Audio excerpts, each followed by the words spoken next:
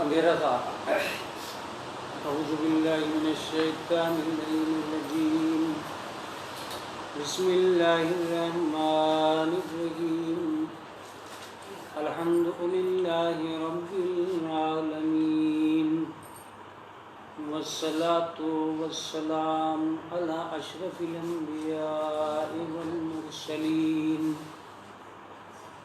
سیدنا و نبینا مولانا ومقتدانا ابی القاسم محمد، والصلاة والسلام علی اہل بیت الطیبین الطاہرین المعصومین المظلومین المنتجبین المنتخبین، اما بعد فقد قال اللہ تعالی وتبارک فی کتابہ المحکم، بسم اللہ الرحمن الرحیم، ادعونی استجب لکم۔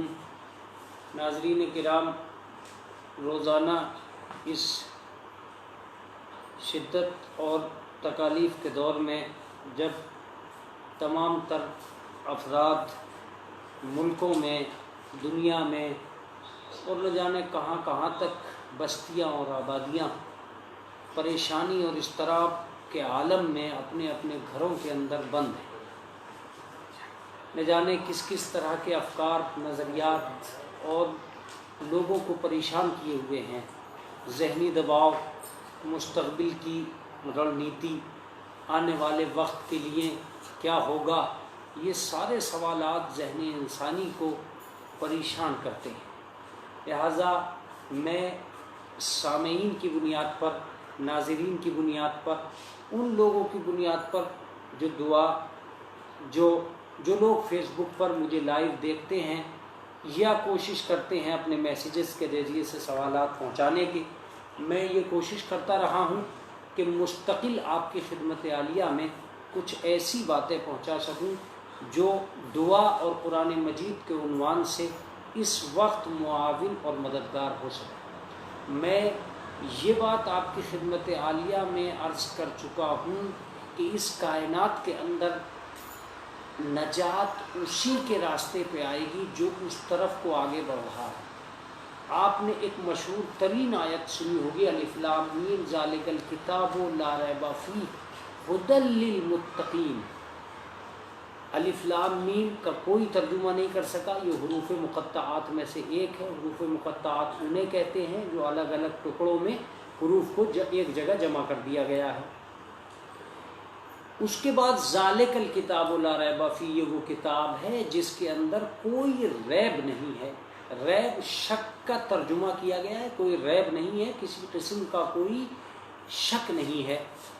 ھدی للمتقین، یہ کتاب ان کے لیے ہدایت ہے جو تقوی کی دنیا سے وابستہ ہیں، جنہیں قرآن مقدس انہی لوگوں کے لیے ہدایت کا سامان بنتا ہے جو اپنے آپ کو تقوی سے آراستہ کرتے ہیں۔ ظاہر سی بات ہے، اگر اس دنیا کے اندر حضرت علی علیہ السلام تک اس لفظ تقوی کو آپ لے کے جاتے ہیں، تب آپ کو محسوس ہوگا کہ اصلی لفظ کیا ہے۔ مولا فرماتے اوصیکم بتقوی اللہ یا عباد اللہ، اے اللہ کے بندوں میں تمہیں وصیت کرتا ہوں تقوی الہی کی۔ جو بھی حضرت علی علیہ السلام کو مانتا ہے وہ تقوی الہی سے مانوس ہوگا۔ لباس تقوی ایک شے ہے، ایک استعمال ہوا ہے قرآن مجید کا ایک لفظ ہے لباس التقوی میں۔ لباس تقوی کا مطلب یہ ہوتا ہے کہ انسان اپنے آپ کو مزین کرے تقوی سے۔ آپ حضرات کو میں مستقل یہ کوشش کر رہا ہوں کہ میرا یہ پروگرام عرفان کا پروگرام ہے، روحانیت کا پروگرام ہے، یہ اس دنیا کا پروگرام ہے جو آپ کو مصائب و آلام سے نکالنے کا ذریعہ تو بن ہی رہا ہے، آپ تک ایسے پیغام پہنچنے کا ذریعہ بن رہا ہے جو حقائق، نجات اور اس کی بلندی درجات کا سبب بن رہا ہے۔ لیکن اس کے علاوہ میں یہ کہتا ہوں کہ اس دنیا کے اندر بلاؤں سے لڑ جانا کوئی بہت بڑا مسئلہ نہیں ہے، یہاں کی تکالیف کی دنیا سے گزر جانا کوئی بہت بڑا مسئلہ نہیں ہے، یہ فانی دنیا ہے۔ لیکن ایک باقی دنیا کے لیے مصائب و آلام کو کم کر لینا انسانیت کا اصلی زیور وہی ہے۔ ظاہر سی بات ہے ہم اور آپ یہ سوچ سکتے ہیں کہ کس مقصد کے لیے مصلی پہ کھڑے ہیں، لیکن اصل مقصد کیا ہے؟ اصل مقصد یہ ہے کہ ہمارا یہ منشا نہیں ہونا چاہیے کہ ہم اس لیے کھڑے ہیں اور اس لیے کھڑے ہیں، بلکہ اصلی مقصد کیا ہے؟ اصلی مقصد یہ کہ ہم ایک ایسی چیز کے لیے کھڑے ہیں جو انسانی نجات کا باعث ہے، یہاں سے لے کر اور محشر کی وادیوں تک۔ ہمارا رابطہ پروردگار عالم سے وہ رابطہ نہیں ہے جو ہمارا مکان تک ختم ہوتا ہو، دولت تک ختم ہوتا ہو، سرمایہ تک ختم ہوتا ہو، ثروت تک ختم ہوتا ہو، نہیں، ایک ایسا رابطہ ہے جو محشر تک ختم ہوتا ہے، آخرت تک ختم ہوتا ہے، جو کوثر تک ختم ہوتا ہے، سلسبیل تک ختم ہوتا ہے، اور اسی کے لیے دعاؤں کا ایک بہت بڑا ہجوم آپ کی خدمت عالیہ میں ہے۔ میں آپ حضرات سے مستقل یہ جملے آپ تک پہنچا رہا ہوں اور اپنے بچوں کو کہہ رہا ہوں کہ ہمیں یہ نہیں سوچ لینا چاہیے کہ مصائب و آلام کی دیوار جو بن گئی ہے وہ بنی رہے گی، نہیں، مصائب و آلام کی دیوار کبھی بھی بہت لمبی نہیں ہو سکتی، بہت طویل نہیں ہو سکتی، اس کے بعد راحت، سکون، چین اور آرام کا آنا بہت ضروری ہے۔ یہ میرا نہیں بلکہ قرآن مجید کا وعدہ ہے، اور قرآن مجید کے وعدوں کو کبھی بھی جھٹلایا نہیں جا سکتا۔ ساری دنیا مل کر بھی چاہے تو قرآن مجید کے وعدوں کو نہیں جھٹلا سکتی۔ قرآن مجید کے اندر جو چیزیں موجود ہیں ان کو آج بھی اور کل بھی ایسے ہی یاد کیا جاتا رہے گا جیسے یاد کرنا چاہیے۔ آپ حضرات سے آج کی دنیا میں مجھے بڑی بڑی باتیں کرنی ہیں، بڑی بڑی دعائیں آپ تک پہنچانی ہیں، لہٰذا جو تیاری میں کر کے لایا ہوں وہ ایک ایسی کتابوں کے ذریعے ہے کہ جن کتابوں کو میں نے ڈھونڈ ڈھانڈ کے سارا دن پڑھا ہے۔ اس لیے میں یہ چاہتا ہوں کہ قرآن مجید کے اس مقدس لفظ پہ آج آپ غور کریں، دعا، قرآن، بلا اور یہ ساری چیزوں پر آپ کی توجہات مبذول رہیں گی اور میں اپنے بچوں تک میسج کو حقائق تک پہنچا سکوں گا۔ فَإِنَّ مَعَ الْعُسْرِ يُسْرًا، تنگی کے ساتھ آسانی ہے، اِنَّ مَعَ الْعُسْرِ يُسْرًا، یہ قرآن مقدس کا ایک جملہ مقدس ہے جس میں یہ گارنٹی دی جا رہی ہے کہ فَإِنَّ مَعَ الْعُسْرِ يُسْرًا، ہر تنگی کے ساتھ ایک آسانی پوشیدہ ہے۔ ظاہر سی بات ہے قرآن مجید اس دنیا کا نام ہے جس نے اصل زندگی سے مانوس کرایا ہے انسان۔ اصل مقصد یہ نہیں تھا کہ زندگی مل گئی، نہیں، زندگی کے بعد زندگی کے بتانے کے طریقے ملنا یہ ایک بہت بڑا مسئلہ تھا، اور اس مسئلے کو حل کیا ہے کس نے؟ قرآن مقدس۔ اگر صرف زندگی کا دینا ہی بہت کچھ ہوتا، زندگی دے کر ہی بہت کچھ ہوتا، تو پھر 1,24,000 انبیاء کا وجود مقدس اس زمین پر آتا ہی نہیں۔ 1,24,000 انبیاء کا آنا اس بات کا ثبوت ہے کہ پروردگار عالم چاہتا یہ ہے کہ زندگی کا پانا بہت بڑی بات نہیں ہے، زندگی کا بتانا بہت بڑی بات ہے۔ ہاتھ ہیں ان کا استعمال کیسے ہو، زبان ہے اس کا استعمال کیسے ہو، دماغ ہے اس کا استعمال کیسے ہو، فکر ہے اس کا استعمال کیسے ہو، کلام ہے اس کا استعمال کیسے ہو، قدم ہے اس کا استعمال کیسے ہو۔ ظاہر سی بات ہے اگر سب کی زبانیں ایک جیسی ہوا کرتی اور سب ایک جیسے بولا کرتے تو پھر بولنے پر نہ ثواب ہوتا نہ عذاب ہوتا، نہیں، بہت سے کلام ایسے ہیں کہ جو انسان کے لیے زبان سے نکلتے ہیں اور گارنٹی بن جاتے ہیں۔ آج بہت سے میسیجز کی وجہ سے لوگ پکڑے جا رہے ہیں، بہت سے زبان کی وجہ سے لوگ پکڑے جا رہے ہیں، بہت سے کلام کی وجہ سے لوگ پکڑے جا رہے ہیں، بہت سی باتوں کی وجہ سے لوگ پکڑے جا رہے ہیں۔ کیوں پکڑے جا رہے ہیں؟ جب اس دنیا کے اندر آپ سے منہ سے نکلی ہوئی باتیں آپ کو پکڑوا سکتی ہیں تو کیا محشر میں آپ کے منہ سے نکلی ہوئی باتیں نہیں پکڑوائیں گی؟ حضرت علی کا جملہ سنیے اور اس لائیو فیس بک کا لطف لیجیے۔ حضرت علی فرماتے ہیں کلم الناس علی قدر عقولہم، لوگوں سے کلام کرو ان کی عقلوں کے مطابق۔ دوسرا ایک جملہ سنیے، کلموا تعرفوا، کلام کرو تاکہ پہچانے جاؤ۔ جب جب انسان کے منہ سے بات نکلتی ہے انسان پہچانا جاتا ہے، کون ہے، کیا ہے، کیسی تہذیب ہے، کیسا تمدن ہے، کس قبیلے کا ہے، کس قبیلے کا نہ ہے۔ ادھر انسان کی زبان پر الفاظ کا بسیرا آیا، ادھر انسان پہچانا گیا۔ لہذا میں یہ عرض کروں گا کہ زندگی کا پانا ایک چیز ہے، زندگی کا بتانا دوسری چیز ہے۔ پانے میں آپ کا کوئی دخل نہیں۔ آنکھیں آپ نے پائی ہیں، کتنی خوبصورت ہیں، اس میں آپ کی کتنی بڑی محنت ہے؟ کچھ نہیں۔ آپ نے اتنا اچھا چہرہ پایا ہے، اس میں آپ کی کتنی محنت ہے؟ کچھ نہیں۔ آپ نے اتنا اچھا دل پایا، کتنی محنت ہے؟ کچھ نہیں۔ اتنا اچھا بلڈ گروپ آپ کا ہے کہ آپ شکر کر رہے پروردگار کا لاکھ احسان، نہیں، آپ کا اس میں کیا دخل ہے؟ بلڈ گروپ اس کا دیا ہوا ہے، خوبصورت چہرہ اس کا دیا ہوا ہے، خوبصورت آنکھیں اس کی دی ہوئی ہے، خوبصورت ناک کا نقشہ اس کا دیا ہوا ہے، خوبصورت بدن اس کا دیا ہوا ہے، اچھی صحت اس کی عطا کرتا ہے۔ آپ کا اس میں کیا؟ آپ کا اس میں کچھ نہیں ہے۔ بس اصل مسئلہ کیا ہے؟ آپ کا جو شروع ہونے والا ہے وہ ہے اچھا کردار آپ کی محنت کا نتیجہ ہے، اچھی لینگویج آپ کی محنت کا نتیجہ ہے، اچھا دیکھنا آپ کی محنت کا نتیجہ ہے، اچھا سوچنا آپ کی محنت کا نتیجہ ہے۔ خلقت اس کا کمال ہے، عبادت آپ کا کمال ہے، زندگی آپ کا کمال نہیں ہے، بندگی آپ کا کمال ہے۔ لہٰذا میں یہ کہنا چاہ رہا ہوں کہ آپ کا نمبر آتا ہے جب سب کچھ پروردگار عالم آپ پر لٹا چکا ہوتا ہے، پوری زندگی آپ کے اوپر قربان کر دی پروردگار عالم نے۔ اب آپ کا نمبر ہے کہ آپ اپنے ہاتھوں کا استعمال اپنے اللہ کو کر کے دکھلاتے ہو، کیسا کر کے دکھلاتے ہو، زبان کا استعمال کیسا کر کے دکھلاتے ہو۔ اللہ کہہ رہا ہے کہ فَإِنَّ مَعَ الْعُسْرِ يُسْرًا، تنگی کے ساتھ آسانی ہے۔ میں جو لفظیں کہہ رہا ہوں، آج کی فیس بک، آج کی یہ لائیو، آج کی یہ کلپ یادگار بن جائے گی۔ آدمی کو صرف تکالیف دیکھ کر نہیں گھبرانا چاہیے کہ سب مصائب آ گئے، آلام آ گئے، شدائد آ گئے، تنگی آ گئی، گھبرا گئے، پریشان ہو گئے، نہیں۔ جدوجہد کرنی چاہیے، کوشش کرنی چاہیے، اس سے نکلنے کے لیے تب و دو کرنی چاہیے۔ جتنی وہ تب و دو، جتنا اس طرح، جتنی نکلنے کی کوشش کرتا چلا جائے گا، اللہ اس کا تعاون بھی اسی طریقے سے کرتا چلا جائے گا۔ ایک جگہ نہیں، چار جگہ نہیں۔ میں یہ سمجھتا ہوں کہ اطمینان سے جناب علی مرتضیٰ کا تلواروں کے سائے میں سو جانا اس بات کی دلیل تھا کہ مصائب و آلام کو دیکھ کر گھبرا جانا یہ مومن کی دنیا نہیں ہو سکتی۔ یہ کل ایمان سے وابستہ افراد کا خیمہ نہیں ہو سکتا۔ کل ایمان سے افراد وابستہ ہیں تو آپ کو کھلی ہوئی تلواروں کے سائے میں سو جانا اس یقین کے ساتھ کہ پروردگار عالم بچا لے گا، اسی کو ولایت علی کا بہترین عنصر کہا جاتا ہے۔ اور پھر حضرت علی علیہ السلام کا صبح کو زندہ شب ہجرت کے بستر سے باہر آنا اس بات کی دلیل بنا کہ توکل علی اللہ، اللہ پہ بھروسہ بہت بڑی چیز ہے۔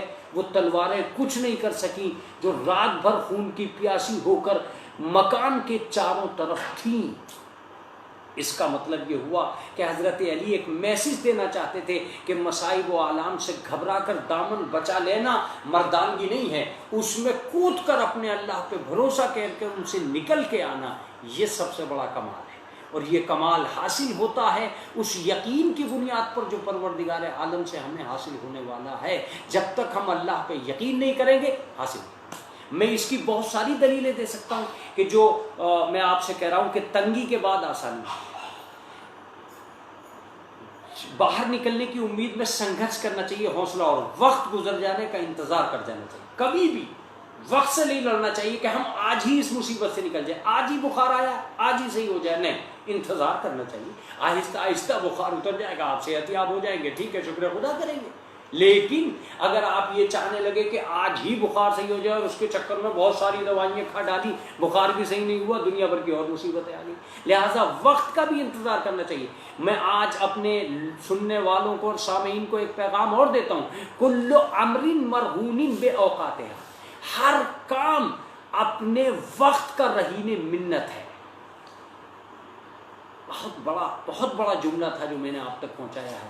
ہر کام، ہر میسج، ہر چیز، کل امر مرہون باوقاتہ، ہر کام مرہون منت ہے اپنا اوقات کا۔ جب تک وقت نہیں آئے گا اس سے پہلے لڑ جانا یہ اچھی بات نہیں ہے۔ آج دنیا کی لالچ نے انسان کو اس نتیجے پہ پہنچا دیا ہے کہ ماں باپ مرے نہیں، بٹوارا پہلے چاہیے۔ ابھی والدین زندہ ہیں ہمیں ہمارا حق چاہیے. یہ وقت سے پہلے کی دنیا ہے. ابھی ہم جوان نہیں ہوئے، حالات پہلے ہی پیدا کر رہے ہیں. ابھی ہم اتنے زیادہ بہتر نہیں ہیں، ہم بزرگوں کا مقابلہ کر رہے ہیں. ہر چیز کو وقت سے پہلے کرنا. میں یہ کہہ رہا ہوں کہ اگر صبح کی نماز کا وقت نہیں آیا ہے تو آپ کیا نماز پڑھ لیں گے؟ نہیں. جب اذان ہوگی، نماز کا وقت آئے گا، آپ نماز پڑھیں گے. تو ہر چیز کو وقت سے پہلے. آج بخار آیا، آج ہی صحیح ہو جائے، اور ابھی صحیح ہو جائے، اور ابھی دوڑنے لگے. ارے بھیا بخار آیا ہے، آہستہ آہستہ صحیح ہوگا. تکلیفیں آئی ہیں، آہستہ آہستہ صحیح ہوں گی. ہر چیز اپنے مصائب و آلام کے ساتھ اپنے وقت کی محتاج ہے. آپ کے منشا کے مطابق یہ دنیا نہیں چل رہی ہے، مرضی رب کے مطابق یہ دنیا چل رہی ہے. آپ کو تو چھوٹ دے دی گئی ہے اس کائنات میں جینے کی اور جیون بتانے کی. آپ اسی پر نازا رہیے. یہ کوشش مت کیجئے کہ میں چاند کو جیب میں رکھ لوں، ستاروں کو اپنے پاکٹ میں رکھ لوں، میں سورج کو اپنے منہ میں دبا لوں. یہ کوششیں بیکار ہیں. آپ سورج کی دھوپ میں چلیے، بس اتنا ہی کافی ہے. چاند تارے توڑنے کی آرزو کیوں کر رہے ہو؟ جہاں تک پہنچنے کی تمہاری رسائی نہیں ہے اس چیز پر کمندے کیوں ڈال لے ہو؟ جو چیز تمہارے کرنے کے اسے کرو. قدم اٹھاؤ، دعائیں مانگو، اللہ کا نام لو، زبان سے حقائق ادا کرو، سچی زبانیں قرار دو. جو کام کرنے کے ان کی طرف تو انسان دوڑ نہیں رہا، اور جو نہ کام نہیں کرنے کے ہیں ان کے لیے سوچ رہا ہے میں یہ کر لوں، میں وہ کر لوں، میں وہ کر لوں. میں آج ایک لفظ آپ تک پہنچا رہا ہوں، وہ یہ کہ ہر تنگی کے بعد آسانی. میں نے ایک مثال دی. کسان کا کام بہت سخت ہوتا ہے. ارے کیا کہنے، کھیت جوت رہا ہوں بڑا مشکل ہے، دھوپ میں جا رہا ہوں بڑا مشکل ہے، راتوں کو پانی لگا رہا ہوں بڑا مشکل ہے. کتنی مشکلات ہیں، کسان خوب جانتا ہے کتنی مشکلات ہیں، کتنے مصائب و آلام ہیں. دھوپ میں کھڑے رہنا، راتوں کو پانی دینا، دنوں کو جانوروں کو بھگانا، ایک کھیتی کو بچانا، یہ سارے مشکلات ہیں یا نہیں؟ لیکن جب 6 مہینے کے بعد فصل کا ڈھیر کسان کے سامنے آتا ہے، سب بھول جاتا ہے کتنی مشکلات تھی. مشکلات کے بعد آسانی، نتیجہ اچھے انجام کی امید کرنا، یہی ایک پہچان ہے بہترین کسان کی. اور کسان اسی امید میں مشکلات کو برداشت کرتا ہے کہ ایک اچھی فصل سامنے آ گئی ہے. ظاہر سی بات ہے. اب اگر اچھی فصل بھی سامنے نہ آنے پائے تو کسان کی نیت پر سوال اٹھیں گے، عطائے قدرت پر سوال اٹھیں گے. یہ سارے سوالات بعد میں ان کو پورا کیا جا سکتا ہے، لیکن اس وقت جو میں بحث آپ سے کر رہا ہوں کہ تنگیوں کے بعد جب آسانی سامنے آتی ہے، کراہوں کے بعد جب سکون آتا ہے، تڑپنے کے بعد، اضطراب کے بعد جب راحت کی سانس آتی ہے، تو انسان سب بھول جاتا ہے کہ ہوا کیا. اور اسے قرآن مجید نے بڑے اچھے انداز سے دیا ہے. میں تو مثالیں دے رہا ہوں. ساری تکلیفیں ہوا ہو جاتی ہیں جب فصل سامنے آ جاتی ہے. ایک طالب علم سوچتا ہے بھائی کلاس میں جا رہا ہوں، روزانہ جانا، روزانہ مقابلہ کرنا، روزانہ 8 گھنٹے کی ڈیوٹی دینا، روزانہ کالج جانا، اوب جاتا ہے. ایک ویک میں اوب جاتا ہے. 12 سال تک کلاس جاتا رہا، 18 سال تک کلاس جاتا رہا، کتنا لانگ ٹائم مصائب و آلام میں گزارا. لیکن آج جو کرسی میں بیٹھا ہے، آج جو آفس میں بیٹھا ہے، آج جو نوٹ گن رہا ہے، آج جو لوگ آ کر سلام کر رہے ہیں، آج جو عزت کا سرمایہ حاصل ہو رہا ہے آفس میں بیٹھے ہوئے، یہ کیا ہے؟ یہ انہی تکالیف کا نتیجہ ہے کہ آتی ہے. لہٰذا میں یہ کہہ رہا ہوں کہ قرآن مجید کے اس جملے کو محسوس کیجئے، ان مع العسر یسرا. ہر تنگی کے ساتھ ایک آسانی ہے. میں نے 3-4 مثالیں آپ کی دے دی. نتیجے میں علم، دولت، عزت جب حاصل ہوتی ہے تو طالب علم وہ ساری محنتوں کو بھول جاتا ہے، فراموش کر جاتا ہے کہ کل کیا دنیا ہوئی تھی، کس تنگی میں رہ کر پڑا تھا، کیسی کیسے مصائب و آلام جھیلے تھے. اسی طرح نماز صبح بھی ایک مشکل کام ہے. اور میں ایک لفظ، ایک حدیث آپ کو سناتا ہوں. الصلاۃ قربان کل تقی. ہر متقی کی قربانی کا نام نماز ہے. نماز صبح پڑھنا جہاد ہے، نفس سے جہاد. اس کا مطلب یہ کہ جو بھی انسان نماز صبح پڑھنے کے لیے اٹھتا ہے وہ مجاہد ہے. آپ سے میں اپیل کرتا ہوں کہ اپنے اپنے گھروں میں جھانک کے دیکھیے کہ آپ ماں باپ ہو کر، آپ اپنے ایک کفیل ہو کر یہ کام نہیں کر پا رہے ہیں. لیکن ایک جہاد کا کام ہے. جو اٹھتا ہے ظاہر سی بات ہے وہ کامیابی و کامرانی اسی طرح حاصل کرتا ہے جس طرح کسان ایک فصل اٹھاتا ہے، جس طرح طالب علم ایک کلاس میں کامیابی حاصل کرتا ہے، اسی طرح صبح کی نماز پڑھنے والا، میری بحث بھی 2 دن سے صبح کی نماز ہی پہ چل رہی، صبح کی نماز پڑھنے والے کے لیے بہترین نتائج، ضروری ملازمتیں اور انجام میں خوشنودی رب، ثواب اور صحت جسم، امراض مہلوکہ سے بچاؤ، ہلاک کر دینے والے امراض سے بچاؤ کا نتیجہ ہوتی ہے کیا؟ صبح کی نماز۔ ایک انسان وہ ہے جو اپنی زندگی میں سکون تلاش کر رہا ہے، نتیجے میں اسپتالوں کے چکر کاٹ رہا ہے، اور ایک آدمی وہ ہے جو روزانہ صبح کی نماز مسجد میں پڑھنے جا رہا ہے، اپنے بڑھاپے سمیت قائم و دائم ہے، وہ اسپتالوں کے چکر سے بچ رہا ہے۔ ایک چیز تو کمانا ہے جو دولت کمائی گئی، اور ایک چیز بچانا ہے کہ خرچ نہیں ہو سکی۔ ایک آدمی بیمار ہو کے لاکھوں روپے اسپتال میں لگا گیا، اور ایک آدمی صبح کی نماز کا عادی تھا، 70 سال کا ہو گیا، ایک مرتبہ بھی اسپتال نہیں گیا۔ میں یہی کہنا چاہ رہا ہوں آپ سے، یقین کیجئے، اگر یقین کر سکے تو زندگی کے بچاؤ کے ہزاروں راستے قدرت نے اور نمایاں کر کے تمہارے اور ہمارے حوالے کیے ہیں۔ قرآن مجید کے ذریعے سے انسانی زندگی پر نعمتوں کا جو ساون برسا ہے، اسے ہم اور آپ رائگاں نہیں کر سکتے۔ اگر سوچیں تب، اگر جانیں تب، اگر پہچانیں تب، اگر قبول کریں تب۔ آگے بڑھیے۔ دوائی کھانا کتنا تلخ کام ہے، بازے کی گولی حلق سے نہیں نکلتی، کڑوی دوا ہے، بہت کڑوی دوا ہے، اب کھائی نہیں جا رہی ہے، 1 ٹائم کھاؤں، 2 ٹائم کھاؤں، 3 ٹائم کھاؤں، لیکن نتیجے میں جب صحت ملی تو پتہ چلا اس کڑواہٹ کا انجام بڑا میٹھا تھا۔ اسی لیے کہا گیا ہے کہ مشکلات میں صبر کرنا، اس کا پھل میٹھا ہوتا ہے۔ ہر تکلیف کے بعد آسانیاں ہوتی ہیں۔ اب میں آپ سے کہوں گا کہ آپ لوگ دعا کو ایک یقینی نتیجہ فراہم فرمائیں اور ایک نتیجہ چیز قرار دیں۔ دعاؤں میں میں اپنے بچوں کو مسلسل بتا رہا ہوں کہ بہت ساری چیزیں کام آتی ہیں، ہم کبھی کبھی استعمال نہیں کرتے۔ دعاؤں کے آج بڑی جلدی سناؤں گا، اور بہت زیادہ اہم باتیں ہیں۔ دعاؤں کے الفاظ و مفہوم کی بڑی قدر کی گئی ہے۔ جیسی دعا ویسے الفاظ کا ہونا بہت ضروری ہے۔ میں دعا، قرآن، معصومین، ان نتیجے سے آپ کے پاس پہنچ رہا ہوں۔ جیسی دعا ویسے الفاظ کا ہونا بہت ضروری ہے۔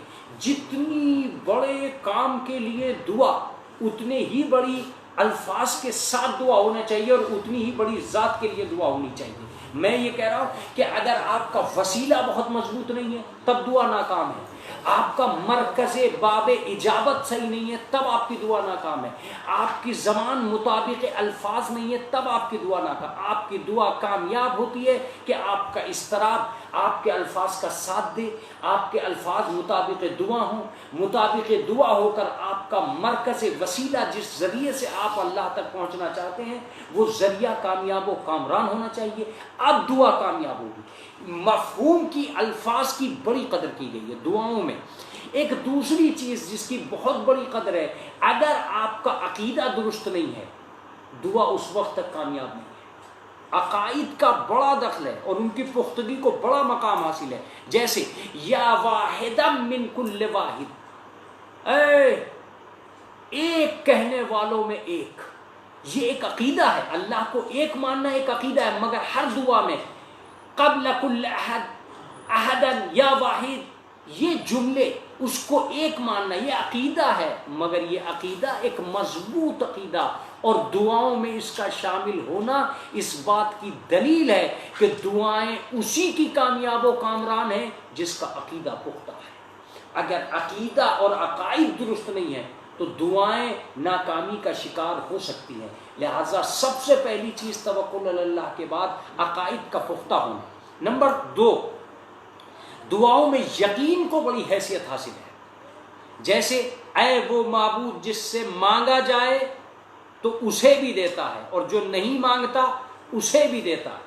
فرق اتنا ہے کہ جس طرح مجھے تجھ کو پکارنا اچھا لگتا ہے اسی طرح تجھے اپنی شان میں دینا اچھا لگتا ہے، ورنہ اسے پکارنے کی ضرورت نہیں ہے۔ واللہ یعلم ضمیر الصامتین، وہ پروردگار ایسا ہے جو خاموش لوگوں کے دلوں کے رازوں سے بھی واقف ہے، مگر اس کے باوجود جب آپ کہیں گے تو احساس ہوگا کہ بندہ اپنی حساسیت کے باوجود زبان سے لفظوں کو ادا کر رہا ہے۔ آج میں بڑی عجیب بات بتاؤں کہ دعائیں اتنی اہم ہوتی ہیں کہ نماز میں جو عربی زبان میں پڑھی جاتی ہے اس میں بھی آپ کو ایک جگہ اجازت دی گئی ہے، آیت اللہ حضرات نے اجازت دی ہے کہ آپ دعائے قنوت اپنی زبان میں مانگ سکتے ہیں، اردو میں پڑھ سکتے ہیں۔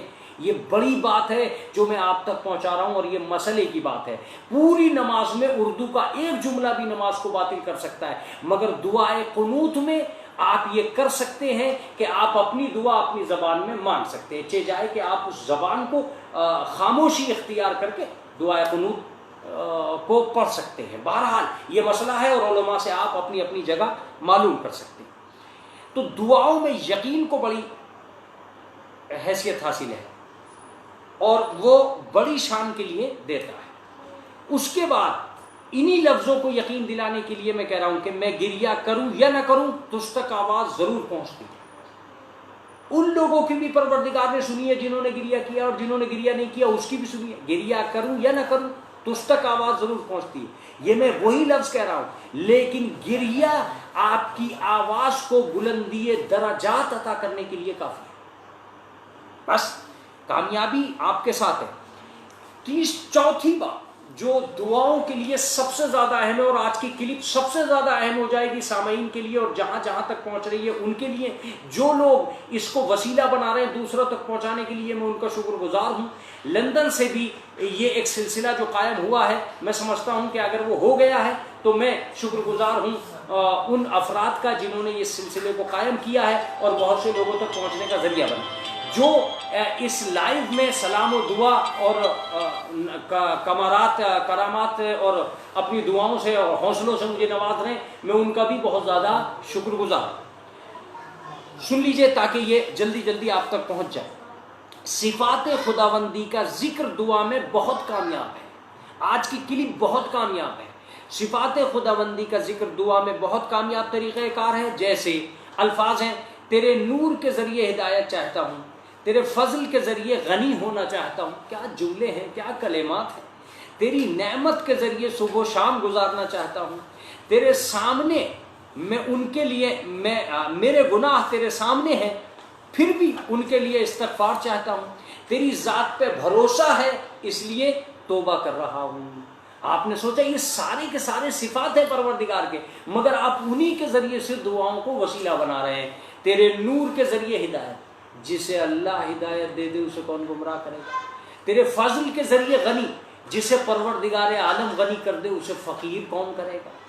تیری نعمت کے ذریعے صبح و شام گزارنا چاہ رہا ہوں، جسے اللہ اپنی امان میں لے لے اس کی صبح کو اور اس کی شام کو تکلیف کون دے سکتا ہے۔ اس کا مطلب یہ ہے کہ ہم صفات کا ذکر کر رہے ہیں پروردگار کا، حاجتیں دے رہے ہیں اپنی، اور یہ ہے وہ طریقہ کار جو دعاؤں میں کامیاب ہے۔ میں کہتا ہوں کہ چند دعاؤں کے اندر الجھ کے اپنے آپ کو قیدی مت بنائیے، آزاد ہوئیے، ان کلپ کے ذریعے سے قدم آگے بڑھائیے، مسلح پر جمنے کی کوشش کیجیے، دعاؤں کے الفاظ کو وسیع کیجیے، نورانیت، عرفان، ایمان، اسلام، یقین، ان لفظوں تک پہنچنے کی کوشش کیجیے اور آگے بڑھیے۔